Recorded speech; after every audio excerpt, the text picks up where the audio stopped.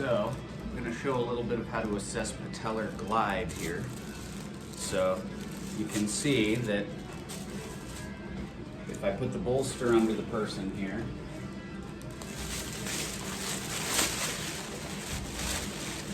you can't really assess much. The whole leg kind of comes along for the ride when the knee is flexed. But if I remove the bolster, then you have much more mobility in the patella, as you can see. So if we look at my lovely assistant here, you can see when I glide laterally, I get a fair amount of play. When I glide medially, then the whole leg wants to come along for the ride here. So we can surmise by that the tissues on the lateral side of the leg are in need of some mobilization here. Now, to the question regarding the foot arch, so if you wouldn't mind sliding down towards me a little bit, just so your heels are just off. Thank you, sir. So here we have a gentleman with a decidedly pronated foot. You can't see because he's in the supine position now, but you will have to take my word for it. So I'm going to go ahead and get some shea butter here.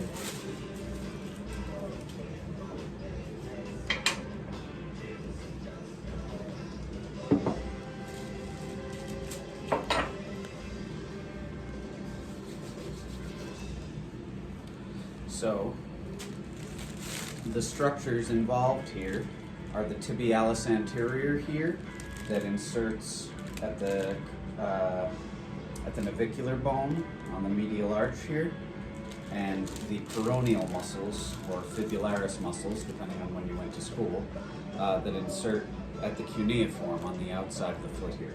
So in the case of a pronated foot, which is what we have here, you're going to have shortened peroneal or fibularis muscles coupled with a lengthened, or you could say overstretched, it's not really accurate, but that's what a lot of people say, tibialis muscle here. So we want to have an intention of creating a lifting effect at tibialis, which is going to pull up on that medial arch a little bit there, and a lengthening effect on fibularis here, which is going to lengthen that lateral arch structure and encourage or promote supination of the foot, okay? So I'm going to have my lovely assistant slowly dorsiflex and plantarflex his foot here. And I'm going to use a supported fist to come up along tibialis. Is that pressure okay? Mm-hmm. Okay, good.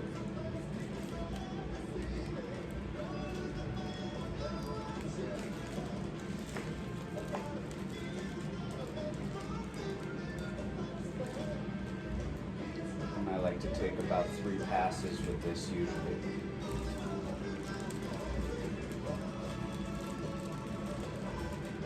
And you can put down a fair amount of pressure here. Tibialis is a pretty thick and strong muscle.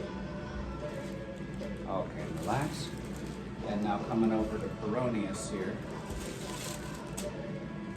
I like to hook in with my fingers from the opposite side because that enables me to get my hips into the action a little bit more, because otherwise this can be really, really tough on your hands. All right. So I like to support it here, and then I'll just give the patient the same instruction. So go ahead up and down, nice and easy. And I'm hooking in here, and you can see I'm turning my hips, and my hips are really doing most of the work here. I'm just hooking in and letting them stretch that fibularis or peroneus against my fingertips as I hook down. Is that okay on the skin there? Yeah.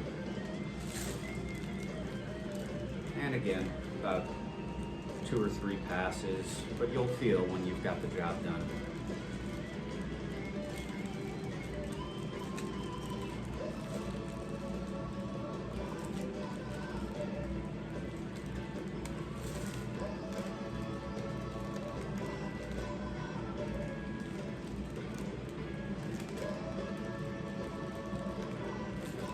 Okay, and let's check that supination range again.